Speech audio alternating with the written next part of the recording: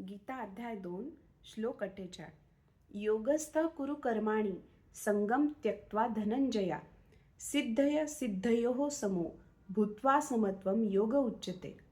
हे अर्जुना, तू योगात स्थिर हो. योगात स्थिर होऊन तुझे कर्तव्य कर आणि यश अथवा अपयश यांच्याबद्दलची आसक्ती टाकून दे. मनाच्या अशा समतोलपणाला योग म्हणतात. अर्जुन हा क्षत्रिय आहे आणि म्हणून तो वर्णाश्रम धर्म संस्थेत सहभागी होत आहे. विष्णू पुराणात असे म्हटले आहे की वर्णाश्रम धर्मात श्री विष्णूला संतुष्ट करणे हाच संपूर्ण उद्देश आहे. भौतिक जगातल्या नियमाप्रमाणे स्वतःला संतुष्ट करणे असे कधी करू नये, तर मनुष्याने श्रीकृष्णाला संतुष्ट करावे. यावरून मनुष्याने कृष्णाला जर संतुष्ट केले नाही तर मनुष्याला वर्णाश्रम धर्माच्या तत्वांचे योग्य रीतीने पालन करता येत नाही.